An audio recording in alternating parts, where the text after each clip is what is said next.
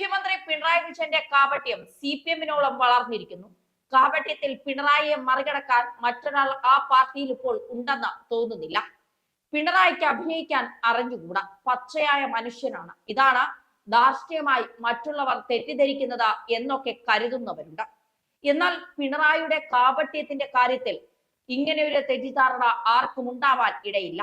8 പ്രാവശ്യം MP ആയി തിരഞ്ഞെടുക്കപ്പെട്ട കോൺഗ്രസുകാരനായ കൊടിക്കുന്നിൽ സുരേഷിനെ മൂന്നാം മോദി സർക്കാർ പ്രോടൈം സ്പീക്കറായി നിയമിക്കാത്തത് ഹിന്ദുത്വ രാഷ്ട്രീയത്തിന്റെ സവർണ ആധിപത്യമാണെന്ന പിണറായിയുടെ കണ്ടുപിടുത്തം വെറും കാപട്യമല്ല, ക്ലാവ് പിടിച്ച കാപട്യമാണ്.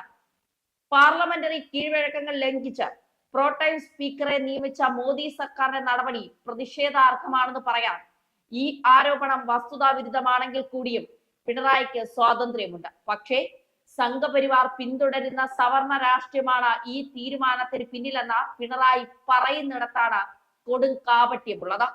8 തവണ MP ആയ കൊടിക്കുന്നിൽ സുരേഷിനെ തഴഞ്ഞാണ് 7 തവണ MP ആയ ഭർതൃഹരി മഖ്താബിനെ പ്രോടൈം സ്പീക്കറായി കോൺഗ്രസിന്റെ ആരോപണം രാഷ്ട്രീയ പ്രേരിതമാണ്. അതാണ് പിണറായി ഏറ്റുപിടിച്ചത്. ഇതൊരു താൽക്കാലിക പദവിയാണ്. സ്പീക്കറുടെയും ഡെപ്യൂട്ടി സ്പീക്കറുടെയും അഭാവത്തിൽ പുതിയ പാർലമെന്റ് അംഗങ്ങളെ സത്യപ്രതിജ്ഞ എടുപ്പിക്കുന്ന ചുമതലയാണ് പ്രോടൈം സ്പീക്കർക്കുള്ളത്. ഡെപ്യൂട്ടി സ്പീക്കറെ രാഷ്ട്രപതി നിയമിക്കുന്നു എന്നതൊഴിച്ചാൽ ഇതിൽ കീഴ്വഴക്കത്തെ പ്രശ്നമൊന്നുമില്ല. മുൻകാലങ്ങളിൽ ഇങ്ങനെയാണ് നടന്നിട്ടുള്ളത്.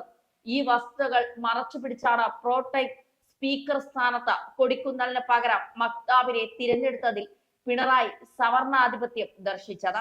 തന്റെ മന്ത്രിസഭയിലെ അംഗമായിരുന്ന K രാധാകൃഷ്ണൻ ആലത്തൂർ ലോക്സഭാ മണ്ഡലത്തിൽ ജയിച്ച MP ആവുകയും പകരക്കാരനായി എത്തിയ OR കേളുവിന് പട്ടികജാതി പട്ടികവർഗ വകുപ്പ് മാത്രം നൽകിയതും വിമർശിക്കപ്പെട്ട സാഹചര്യത്തിലാണ് കൊടിക്കുന്നിലിനെ തഴഞ്ഞത്. BJPയുടെ സവർണ ആധിപത്യം എന്ന പിണറായിയുടെ ആരോപണം അപഹാസ്യമാകുന്നത്.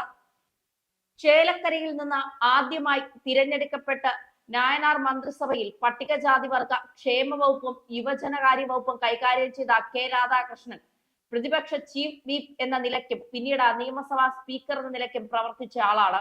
ഇത്രയും അനുഭവ സമ്പത്തുണ്ടായിരുന്നിട്ടും രണ്ടാം പിണറായി സർക്കാരിൽ പട്ടികജാതി വകുപ്പിന് പുറമെ ദേവസ്വം വകുപ്പാണ് നൽകിയത്. തുടക്കക്കാരനായ മുഹമ്മദ് റിയാസിന് പൊതുമരാമത്തും P രാജീവിന് വ്യവസായമൊക്കെ നൽകിയപ്പോൾ രാധാകൃഷ്ണന് പ്രധാനപ്പെട്ട വകുപ്പ് നൽകാതിരുന്നത് ചർച്ചയായതാണ്.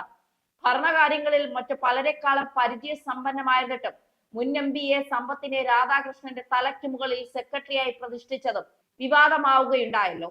രണ്ടാം പിണറായി സർക്കാരിന്റെ 2 വർഷം കൂടി മന്ത്രിയായി തുടരാൻ കഴിയുമായിരുന്ന രാധാകൃഷ്ണനെ ലോക്സഭാ തെരഞ്ഞെടുപ്പിൽ സ്ഥാനാർത്ഥിയാക്കിയത് CPM എന്ന പാർട്ടിയും പിണറായി വിജയൻ എന്ന നേതാവിന്റെയും അജണ്ടയായിരുന്നു. നിയമസഭാ തെരഞ്ഞെടുപ്പിൽ പാർട്ടിയിലെ പരിചയസമ്പന്നർക്ക് സീറ്റ് പോലും നൽകാതെ മരുമകനായി എത്തിയ തുടക്കക്കാരന് പ്രധാന വകുപ്പുകൾ നൽകിയത് ഈ അജണ്ടയുടെ ഭാഗമായിരുന്നു. മുഹമ്മദ് റിയാസ് തന്നെ പിൻഗാമിയാകണം എന്നത് പിണറായിയുടെ രഹസ്യ അജണ്ടയിൽ പെടുന്നു. K രാധാകൃഷ്ണനെ പോലൊരാൾ മന്ത്രിസഭയിൽ ഉണ്ടായിരിക്കുന്നത് ഇതിന് തടസ്സമാകുമെന്ന് കണ്ടാണ് ആലത്തൂരിൽ സ്ഥാനാർത്ഥിയാക്കിയത്. മുകളിലേക്കുള്ള ചവിട്ടിത്താഴൽ തിരിച്ചറിയാൻ കഴിയാത്ത ആളൊന്നുമല്ല രാധാകൃഷ്ണൻ.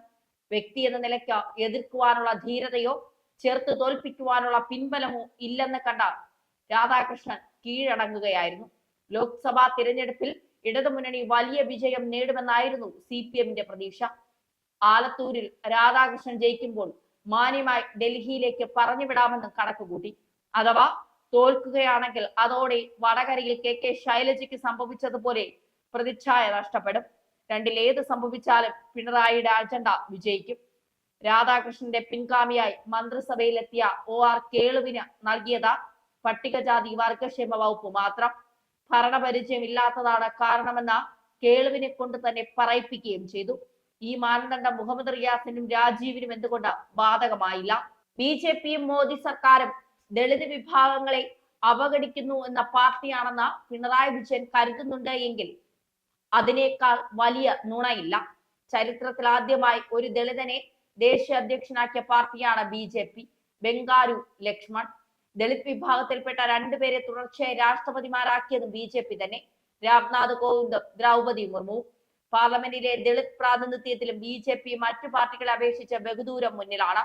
BJPക്ക് വലിയ തിരിച്ചടി ഉണ്ടായെന്ന് ചിലർ കരുതുന്ന 2024 ലോക്സഭാ തിരഞ്ഞെടുപ്പിലും ഏറ്റവും കൂടുതൽ ദളിത് പിന്നാക്ക MP-മാർ പാർലമെന്റിൽ എത്തിയിട്ടുള്ളത് BJP-യിലൂടെയാണ്.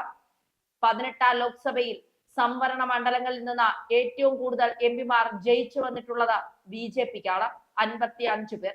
16 17 ലോക്സഭാ തിരഞ്ഞെടുപ്പുകളിൽ BJPക്ക് തന്നെയായിരുന്നു ഏറ്റവും കൂടുതൽ ദളിത് എംപിമാർ.